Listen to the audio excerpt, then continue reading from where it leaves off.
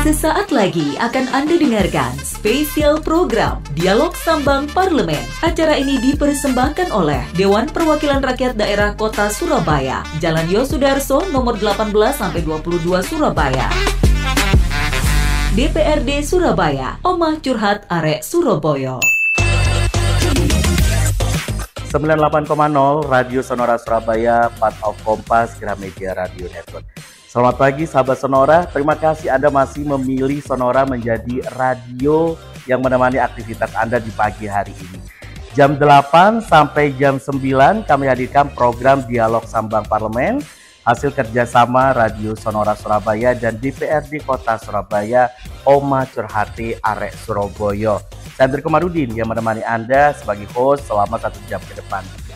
Sahabat Sonora, rakyat Surabaya ini telah menentukan keterwakilannya di parlemen kepada 50 orang legislator yang telah dilantik menjadi anggota DPRD Surabaya periode 2024-2029. Artinya sahabat, selama 5 tahun mendatang, rakyat Kota Pahlawan ini akan mempertaruhkan nasib dan masa depannya kepada sang legislator. Harapannya, keberhasilan para politikus melenggang ke rumah rakyat ini bukan sebagai seremonial kesuksesan semata, namun esensi sejatinya konsisten untuk memperjuangkan suara dan aspirasi warga Surabaya di atas berbagai kepentingan pribadi maupun partai hingga di akhir periode jabatan sebagai seorang anggota dewan. Sahabat Sonora, masyarakat sudah mempercayakan suara rakyat yang berharga ini kepada para wakil rakyat dengan kompensasi yang tidak murah. Martabat, kehormatan, dan otoritas politik semuanya diberikan kepada sang legislator agar dapat mengelola kekuasaan yang dimilikinya guna mewujudkan kesejahteraan bersama. Apa yang akan menjadi pembeda DPRD Surabaya periode kali ini dengan periode sebelumnya?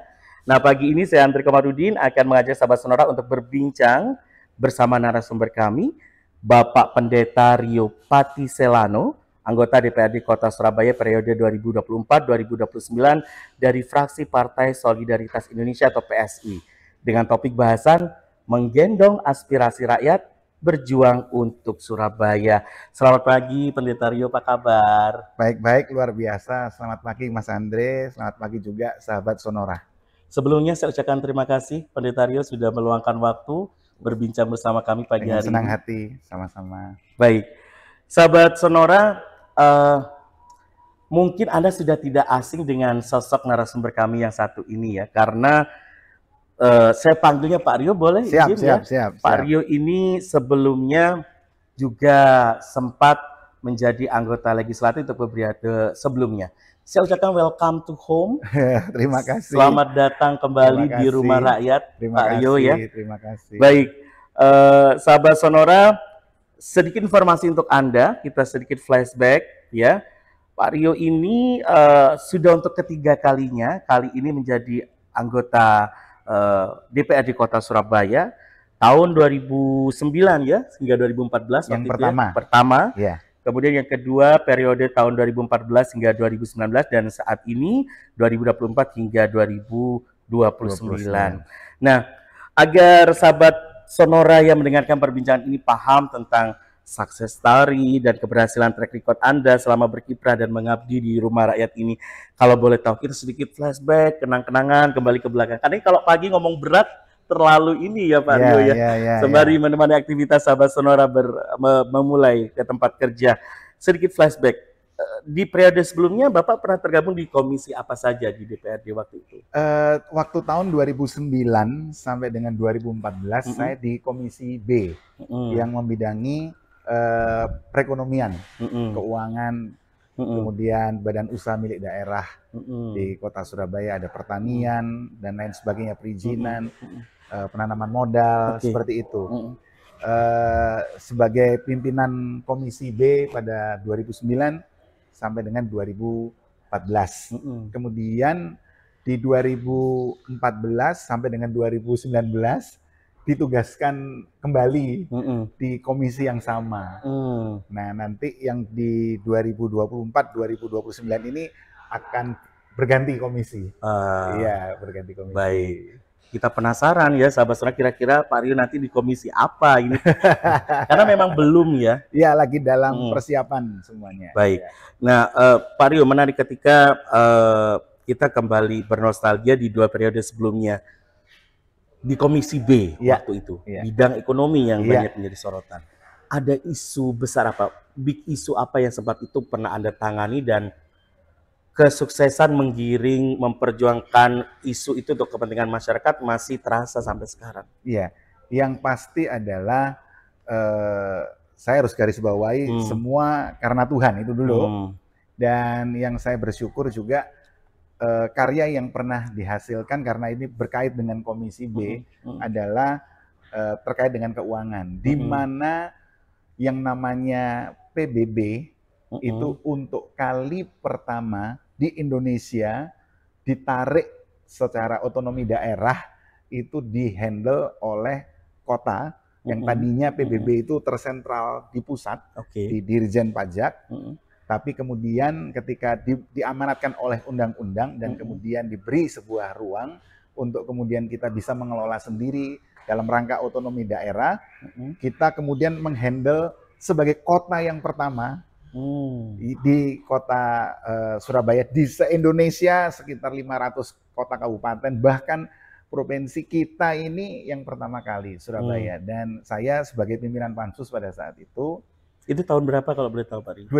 2010. Dan kemudian dilanjutkan juga saya sebagai ketua Pansus juga, pimpinan Pansus di pajak daerah, yang sampai hari ini pun banyak pajak daerah yang sekarang dialami, dilakukan, dijalani oleh masyarakat kota Surabaya, masih bawaan dari yang saya di 2010. Kemudian juga salah satu yang menjadi terobosan juga adalah pajak online. Pajak online itu juga saya ketua pansusnya juga, itu misalnya restoran, kemudian hotel, dan ada 4 bidang waktu itu, dan masih banyak lagi yang cukup kita betul-betul bisa menjaga kondusivitas, itu pajak parkir dan juga retribusi parkir. Kalau pajak parkir mungkin bisa kita kelola tidak terlalu sulit, karena pajak parkir kan meliputi gedung-gedung yang besar, contoh mall dan lain sebagainya. Retribusi parkir ini yang memang menjadi PR, karena itu kan berkaitan dengan tepi jalan umum, di mana itu akhirnya berkaitan dengan para sahabat-sahabat jukir yang ada di kota Surabaya, yang ya oleh kemurahan Tuhan bisa kita sinergikan sampai dengan hari ini. Banyak dinamika terkait parkir, karena parkir itu kan juga mau nggak mau retribusi parkir. Jadi ceritanya Komisi B itu selalu berkaitan dengan yang namanya pendapatan. Jadi kita ini tugasnya ngolekin, ngumpulin pendapatan yang kemudian akan dipakai oleh komisi-komisi lain, khususnya Komisi C dan juga Komisi D. Komisi C itu pembangunan, dan Komisi D itu untuk Kesra. Kalau Komisi A kan hukum dan pemerintahan, itu mungkin tidak terlalu begitu menyerap terlalu banyak, tapi dana yang kita kumpulkan dari Komisi B itu akhirnya terserap di Komisi C dan D. Kemudian juga badan usaha milik daerah, itu juga salah satunya yang kita kembangkan, dan betul-betul sekarang baru saya melihat bisa direalisasikan adalah PDAM. Bagaimana kita bisa membuat MBR itu bisa menyerap dana pelayanan daripada PDAM juga. Kemudian coverage area. Waktu saya masuk 2009, peta Surabaya itu kalau dilihat di komisi, peta itu cuman coverage berapa, ya mungkin belum 100%, dan masih ya lebih dari 50%, tapi belum 100%. Dan kita kemudian mendorong saat itu, dan ya kita bersyukur akhirnya hari ini hampir 100% semua bisa menikmati. Yang menjadi tolak ukur juga, dan saya juga Pansus juga, pimpinan juga pada saat itu, yang saya dorong kepada mereka adalah bagaimanapun juga, walaupun mereka di pinggir Surabaya Barat, kan selalu yang di situ. Kemudian Surabaya Timur itu juga yang ada di pinggir. Tetap itu Surabaya. Ini belum Surabaya coret kan gitu.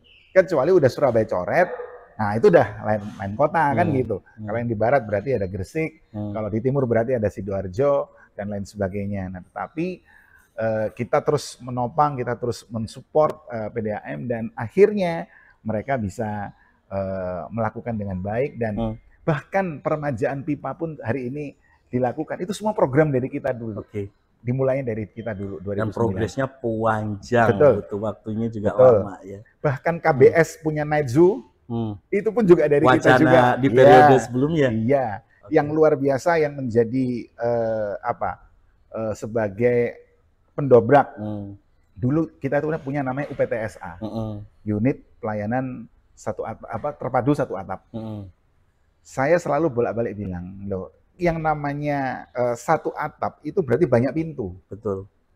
Nah, saya bilang, ya kalau banyak pintu ini kan jadi ruwet. Nah, akhirnya saya menyampaikan kepada pemerintah kota dan saya selalu gedor-gedor dan memang akhirnya menjadi sedikit sedikit dinamika pada saat itu. Saya bilang lebih baik dibuat yang namanya satu pintu. Jangan satu atap banyak pintu. Lebih baik satu pintu tapi selesai semua. Jadi saya minta juga pada saat itu ketika orang memberikan formulir atau permohonan pengurusan sebuah izin dan lain sebagainya, di depan masuk dalam sebuah pintu itu juga ada alat yang bisa men-tracker. Sehingga akhirnya kita bisa ngecek, kita bisa melihat, oh sekarang ini posisinya surat ada di mana. Berkas ini, permohonan ini lagi ada di mana. Katakan ada obstacle, itu obstacle-nya di mana. Nah, sehingga yang namanya pengurusan izin itu tidak berlarut-larut. Nah, akhirnya pemerintah kota menindaklanjuti dengan kemudian mengubah namanya. Buat saya nama nggak penting. Waktu itu saya minta jadi dari A jadi P. Bukan satu atap tapi satu pintu. Tapi pemerintah kota kemudian mengubah nama pada saat itu menjadi SSW. Surabaya Single Window. Itu intinya sebetulnya SSW kan juga dimulainya dari satu pintu. Cuman pintunya lewat digital. Kan sebetulnya sama aja. Buat saya itu hanya istilah tapi esensinya itu menjadi sama. Yang kemudian akhirnya sekarang diubah dengan OS. Kita akhirnya sinergikan juga dengan OS yang ada di Jakarta. Menarik. OSS ya? OSS. Online Single. Ya. Menarik ketika kenapa sahabat sonora kita coba bernostalgia lagi dengan sempat isu-isu besar atau permasalahan-permasalahan mendasar yang sempat dihandle oleh Pak Rio dan juga teman-teman di Komisi B waktu itu. Masyarakat Indonesia itu cenderung membanding-bandingkan loh Pak. Siap. Pembandingnya gini, mungkinkah Pak Rio yang dulu yang sekarang akan seperti Pak Rio yang dulu gitu kan, yang di 2 periode sebelumnya. Dan itu tidak hanya judgement personal, hampir ke semua anggota dewan juga masyarakat mempertanyakan hal itu. Terlepas dari masalah kinerja DPR yang nanti akan saya lebih dalam membahasnya di segmen selanjutnya. Menarik ketika saya membaca misi Anda, ya. Anda tetap konsisten dengan hal itu gitu kan, mewujudkan persamaan hak. Betul. Terkesan idealis gitu ya, tetapi syarat dalam makna. Kalau boleh saya pribadi bilang. Menurut Anda adakah perbedaan hak yang masih belum sama didapatkan oleh warga Surabaya hingga saat ini?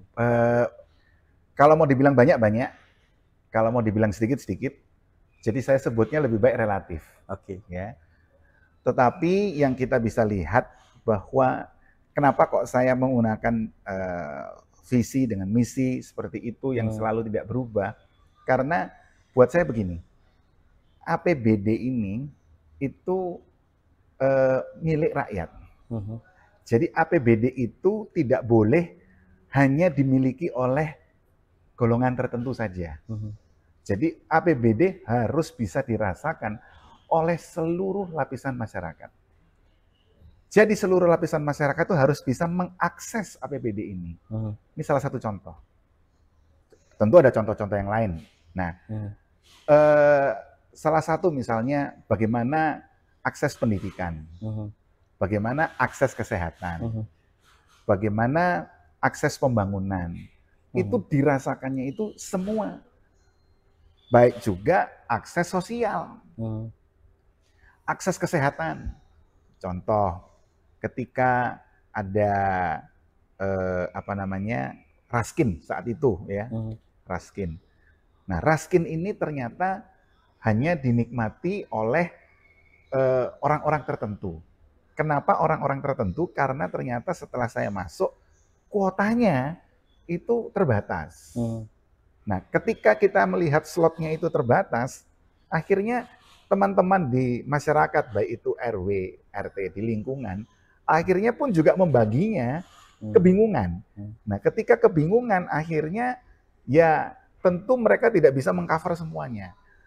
Akhirnya yang tercover hanya sebagian.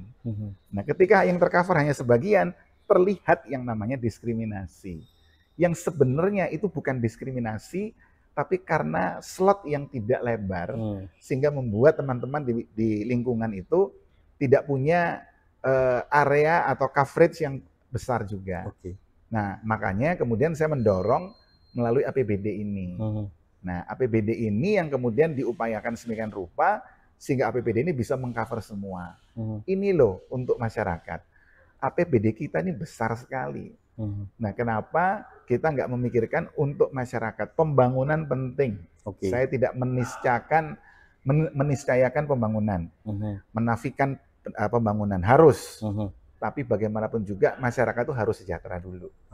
Nah, juga pemerataan, misalnya salah satu contohnya pembangunan. Di Mendoan Semampir waktu itu, tahun 2009-2014 saya masih ingat. Itu belum P-coret, belum S-coret, belum Surabaya coret loh itu. Belum Surabaya coret. Itu di Surabaya Timur. Kan saya dari daerah pemilihan 3 saat itu. Kalau yang sekarang kan daerah pemilihan 4. Nah, saat itu bayangkan PDA MPIPA itu belum masuk. Belum masuk. Saya tanya, ini sejak kapan tempat tinggal ada di sini? 30 tahun loh. Loh, ini bukan Surabaya coret. Dari mana nih ceritanya kok sampai PDAM nggak masuk? Kemudian itu bukan hanya pipa primer loh, sekunder dan tersier pun nggak ada, SR pun apalagi kan gitu. Nah, kemudian ada juga yang namanya pavingisasi. Itu makadam di situ. Loh, ini loh duitnya APBD ini duitnya orang Surabaya. Ngapain kok mikir yang aneh, yang lain-lain? Ini loh, ini kan hal dasar. Orang lewat naik mobil, naik kendaraan, sepeda motor, sepeda, ini kan hal dasar. Nah, ini kan salah satu bahwa ini satu untuk semua pemerataan, ya itu maksudnya. Satu untuk semua itu maksudnya saya Rio, untuk semua itu seluruh Surabaya. Silahkan datang untuk menyampaikan aspirasi dan kami akan berjuang untuk istilah tadi dengan judul yang ada dari teman-teman ini, menggendong aspirasi itu yang kemudian bisa direalisasi, bisa dibicarakan di tingkat komisi kah, di fraksi kah, dengan pemerintah kota kah, untuk kemudian terjadi sebuah sinergitas untuk dilaksanakan di lapangan. Ada pemerataan hak yang sama dirasakan oleh setiap warga Surabaya. Betul. Idenya itu. Dimanapun posisi mereka, sepanjang belum Surabaya coret. Iya. Kalau udah Surabaya coret, pusing saya. Baik, periode kali ini Anda betul tadi terpilih dari Dapil 4 Kota Surabaya. Iya. Sukomanunggal, Sawahan, Wonokromo, Gayungan, dan Jambangan. Betul. Kalau boleh tahu Pak Rio, permasalahan apa yang masih kerap Anda temukan di Dapil Anda? Yang saya masuk di sana, jadi gini, kita ini Surabaya kalau saya boleh bilang memang luar biasa. 5 tahun kemudian berganti 5 tahun berikutnya. Ketika saya 2009-2014, berganti 2014-2019, semua agenda kita yang tertunda ataupun yang mungkin masuk dalam pembicaraan baru, ide-ide di 2014 itu terrealisasi di 14-19 yang tertinggal ya. Nah, kemudian saya melihat juga ternyata di 2019, di 2024 itu juga sama. Ada yang kalau saya boleh bilang itu selalu ada yang namanya eskalasi pembangunan, eskalasi program, dan lain sebagainya, kreativitas dari masyarakat yang kemudian disampaikan kepada Dewan, kemudian terbentuklah program-program kerja yang disinergikan juga dengan pemerintah kota, sehingga akhirnya kita melihat banyak hal yang bisa dikerjakan. Nah, 2024-2029 bukan saya mengatakan bahwa oh Surabaya udah selesai. Enggak. Tentu masih banyak yang harus diselesaikan. Pasti masalah pendidikan, masalah kesehatan. Itu menjadi salah satu PR tersendiri. Saya kemarin sudah sampaikan juga ke teman-teman di komisi, di fraksi untuk komisi yang nanti di komisi D kan untuk kesehatan. Bagaimana yang namanya BPJS itu penanganannya yang saat ini itu sudah baik. Tapi bagaimana supaya BPJS itu bisa tertangani lebih baik lagi. Bayangkan datang jam berapa, ditangani jam berapa. Nah, saya pas kok yang ngalami sendiri 4 bulan yang lalu, Papa itu April, berarti iya 5 bulan yang lalu, 5 bulan yang lalu. Akhirnya mengalami sendiri gitu. Walah, kenapa bisa begini ya? Nah, ini yang kemudian kita harus coba perbaiki sedemikian rupa. Tapi yang saya lihat bahwa kita punya rumah sakit Suwandi itu sudah luar biasa. Itu baiknya luar biasa, pelayanannya sudah bagus. Tapi memang harus ditingkatkan. Sekali lagi, kalau kita bilang kepada direkturnya, kalau kita lihat kepada semua orang-orang yang di dalamnya, perawat dan sebagainya, perlu ada KPI di masing-masing level. Sehingga dengan KPI yang ada, mereka punya tolak ukur kerja, sehingga akhirnya mereka bisa mendapatkan layanan untuk masyarakat itu menjadi lebih baik. Kemudian itu untuk komisi D, untuk Kesra. Pendidikan sama juga. Kemudian pembangunan, kalau saya lihat pembangunan sudah cukup merata. Cuman mungkin bis feeder-feeder yang di tempat-tempat atau bis di jalur-jalur tertentu yang mungkin belum semua mengcover. Kalau di komisi B, saya tetap melihat UMKM bagaimanapun juga koperasi itu harus bisa diserap untuk teman-teman di Surabaya. Kalau saya di Dapil 4, ya kembali lagi saya akan mencoba untuk menyampaikan kepada mereka apa yang pernah dirasakan oleh teman-teman di Dapil 3 waktu itu. Yaitu untuk UMKM, untuk koperasi di masyarakat itu bisa memberdayakan mereka sehingga mereka betul-betul punya tanda kutip bisnis gitu, punya usaha sebagai sumber pemasukan. Yang saya melihat hari ini yang menjadi PR utama kita adalah bagaimana kita membuka lapangan kerja sebesar-besarnya. Sekali lagi saya katakan APBD untuk pembangunan itu penting.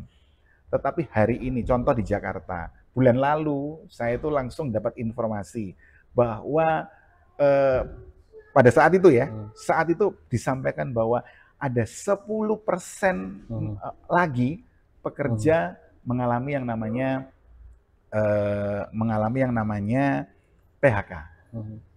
Nah, ketika PHK otomatis terjadi yang namanya pengangguran. Nah, bagaimana supaya kita bisa mengatasi supaya tidak terjadi yang namanya ketimpangan-ketimpangan ini. Nah, lapangan kerja di Kota Surabaya, kemarin di Jakarta 10% dan kemudian nambah lagi dan menjadi rahasia umum di Indonesia hari ini yang namanya lapangan kerja itu menjadi sesuatu yang hot topic karena kesulitan ekonomi setelah pandemi, recovery belum begitu kuat, belum begitu menyeluruh, akhirnya para usahawan juga banyak yang tidak bisa survive, akhirnya terjadi PHK. Nah, otomatis tugas kita bagaimana menciptakan lapangan kerja. Baik. Itu. Masyarakat ini terkesan untuk periode kali ini ingin menunggu kejutan dan gebrakan gitu ya. Dari anggota DPRD yang baru dilantik ini gitu kan. Kalau berbicara paling gampang, parameter yang bisa dinilai secara langsung oleh masyarakat terkait kinerja DPRD ini adalah berapa banyaknya jumlah perda inisiatif yang diinisiatif oleh teman-teman anggota legislator sendiri, gitu kan, dalam kurun waktu 5 tahun ke depan ini. Berdasarkan pengalaman Anda sebagai yang pernah 2 kali periode di Rumah Rakyat ini ya, sebenarnya apa yang menjadi faktor mudah dan sulitnya sebuah perda inisiatif ini dihasilkan oleh anggota DPRD? Kalau berbicara tingkat kepuasan, masyarakat nggak pernah puas karena memang program-program baik dari eksekutif maupun legislatif untuk mensejahterakan masyarakat ini tidak pernah ada batasan puasnya. Kalau bisa lebih baik lagi. Betul. Tapi paling tidak ada parameter yang paling gampang digunakan masyarakat untuk mengukur kinerja anggota dewan adalah seberapa banyak sih perda inisiatif yang kamu buat selama periode menjadi anggota dewan. Anda 2 kali pengalaman pernah di 2 periode. Apa sih sebenarnya faktor yang menghambat dan mempermudah produktivitas dewan mudah tidaknya membuat sebuah perda inisiatif? Iya. Jadi gini, kalau kita mau jujur, sebenarnya ukuran itu tidak hanya dari berapa perda yang dihasilkan. Kenapa? Karena tugas dari DPR, tupoksinya itu ada 3. Tupoksinya itu yang pertama legislasi, yang kedua budgeting, yang ketiga controlling. Nah, jadi sebenarnya teman-teman atau masyarakat ketika ingin mengukur kinerja, mari ukurlah dari ketiga hal ini. Jadi karena kalau ngukurnya dari legislasi, maka itu baru 1/3. Karena kalau utuh itu ya 3. 1 legislasi, yang kedua budgeting, yang ketiga controlling. Nah, secara legislasi maka itu baru bisa dikatakan berapa perda yang dihasilkan. Nah, ketika berbicara perda, yang namanya prolegda, kalau dulu itu istilahnya namanya prolegda. Ya. Nah, prolegda, pro legislatif daerah, program legislatif daerah itu bisa banyak loh. Jadi ketika kita mau mengakhiri tahun untuk masuk ke prolegda berikutnya, tahun berikutnya. Jadi setiap tahun tuh prolegda akan berubah. Ada prolegda itu isinya dari pemerintah kota. Ada juga prolegda itu isinya usulannya, maksudnya itu usulan itu dari pemerintah kota, usulan dari masing-masing komisi, baik komisi A, komisi B, komisi C, komisi D, atau mungkin dari badan, misalnya kalau sekarang namanya Bapemperda, kalau dulu namanya Banlek. Saat saya dulu namanya Banlek, Badan Legislasi. Nah, masing-masing memberikan usulan-usulan. Dari masing-masing itu bisa rata-rata dulu ya saya, itu bisa 10 sampai 20. Bahkan pernah sampai lebih dari 20, tapi nggak 30 lebih. Di bawah 30, di atas 20, pernah juga seperti itu. Saya masih ingat zaman itu kita menghasilkan dari prolegda yang kemudian kita hasilkan menjadi perda itu sampai belasan, sampai pembahasan setiap raperda menjadi perda setahun tuh bisa belasan bahkan puluhan. Tetapi ketika kita berbicara inisiatif DPR, nah maka kita bicaranya selama ini rata-rata memang antara 5 sampai 10. Nah, bagaimana itu bisa dihasilkan, waktu kapan itu bisa direalisasikan, itu kembali kepada kebutuhan di lapangan. Satu. Yang kedua, kembali lagi kepada kompleksitas dari pembahasan perda itu sendiri. Contoh, ketika saya mengusulkan dari Komisi B pada saat itu, yaitu perda inisiatif, yaitu pajak online. Itu inisiatif kami. Nah, ketika itu saya jadi ketua pansus pajak online. Bayangkan, baru disebut pajak online gitu aja. Itu yang namanya dinamika, itu langsung, wah. Kenapa? Ya, kalau orang Surabaya bilang ngapunten ini ceritanya. Atau mohon maaf, atau yang lebih mohon maaf ini ya. Mohon maaf. Kenapa? Karena mau nggak mau, semua transaksi kerekam.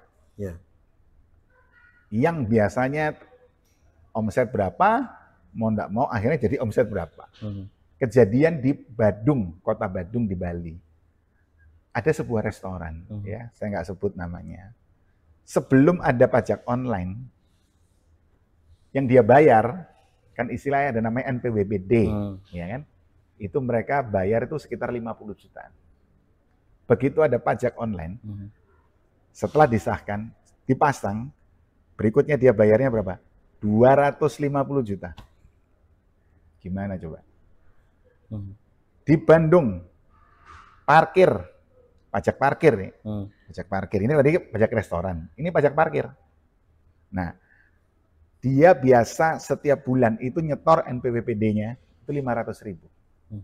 Begitu dipasang 16 juta, Bos. Nah, ini langsung yang namanya heboh dari para pelaku. Saya bisa memahami. Tapi kembali lagi, yang namanya aturan adalah aturan. Harus dipenuhi. Nah, ketika itu dilahirkan, makanya tadi saya bilang, yang pertama kepentingan. Yang kedua kompleksitas. Ya. Nah, di Indonesia untuk pajak online itu ternyata kota kabupaten di Indonesia itu super sedikit yang menerapkan. Dan Surabaya kemudian yang berikutnya. Otomatis kita belajarnya pun jadi terbatas. Kita studi banding untuk melihat seperti apa yang tadi saya sebutkan contoh Bandung itu karena saya tahu persis mereka di Solo, sedikit, di Medan itu karena memang cuma sedikit, tapi dampaknya itu luar biasa. Lompatannya itu contoh yang tadi berarti 500% yang di Bandung. Yang di Bandung parkir tadi 1.600%, itu kan luar biasa. Nah, akhirnya kita jujur saja bisa melihat, dan ini yang saya dorong terus dan sampai hari ini sampai saya purna 2019 saya nggak dapat jawabannya. Selalu saya katakan begini, sebenarnya berapa sih potensi pendapatan di Surabaya? Itu saya sudah nggak tahu, sudah sampai sudah nggak tahu dah. Terus saya tagih terus, saya dorong terus yang namanya potensi sebenarnya di pendapatan Kota Surabaya, baik itu pajak daerah maupun retribusi daerah, PDRD. Berapa? Karena selalu Q3. Q itu apa ya? Q3. Ya. Triwulan 3. Waktu triwulan pertama kosong, triwulan 2 kosong, triwulan 3 minta waktu PAK dikurangin. Tapi yang luar biasa kita nggak mau kan? Jangan dikurangin. Tapi yang terjadi begitu menjelang akhir tahun bisa lebih dari 100%. Loh, gitu. Nah, ini kan ceritanya berarti ada sebuah potensi yang kita nggak tahu nih. Loh, kalau kita potensi itu tahu di depan ya otomatis kita akan tingkatkan lagi target pendapatan kan begitu. Nah, inilah yang saya katakan menjadi bagian dari kompleksitas. Dari sisi pemerintah kota ketika kita tanya berapa potensinya, nggak keluar angkanya. PDRD ya, nggak keluar. Kemudian dari sisi pelaku usaha, sama. Pelaku usaha juga sama. Waduh, yang begini, yang begitu, yang begini, yang begitu. Padahal saya bekerja sama dengan Bank Jatim pada saat itu untuk providernya, untuk alat tappingnya, itu jadi gini, ini mesin registrasi yang krek gitu loh. Nah, dari sini ke komputer, itu di tengah itu udah saya cegat dengan alat ini. Jadi nggak bisa, self-assessment tuh nggak bisa. Jadi udah saya cegat duluan di sini. Jadi ketika dia ngeprint jebret itu udah langsung masuk. Dan ini terkonek. Sampai saya mintakan server untuk di Diskominfo, server yang besar sekali, saya minta lantai khusus, 1 lantai itu isi server kok. Karena untuk capture data itu. Nah, tapi ternyata nggak mudah. Jadi makanya yang namanya kompleksitas itu juga menjadi salah satu ukuran.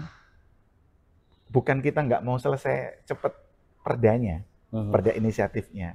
Tapi ternyata di lapangan itu obstacle yang kita hadapi itu beragam. Itu salah satu contohnya. Nah, tapi masyarakat juga harus bisa melihat yang namanya contoh budgeting. Bagaimana pokir-pokir itu kita ambil. Dulu namanya belum pokir. Pokir setelah saya tatip 2018, pas waktu itu memang saya masuk sebagai anggota pansus tatipnya. Dan akhirnya kita masukkan di situ pokir. Yang sekarang Ada. Nah, sebenarnya itu pokir itu kan sebenarnya sama seperti musrenbang dari pemerintah kota di kelurahan dan kecamatan. Tetapi ini kurang lebih musrenbangnya dewan yang langsung ke titik, yaitu ke masyarakat.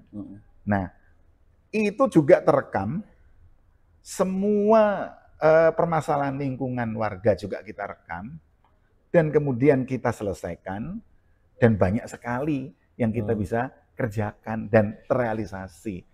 Masyarakat di lapangan tentu dari masing-masing konstituen masing-masing yang didatangi oleh masing-masing anggota dewan itu yang langsung merasakan realisasi-realisasi dari ketika mereka turun jaring aspirasi masyarakat. Baik. Termasuk juga yaitu controlling, bagaimana itu bagian dari controlling kita melihat bagaimana pembangunan bisa terlaksana, program pemerintah terlaksana. Nah, jadi 3 tupoksi ini mari dilihat secara imbang sehingga bukan sepertiga. Jadi 3/3 kan gitu. Kalau 3/3 menjadi utuh. Baik. Itu.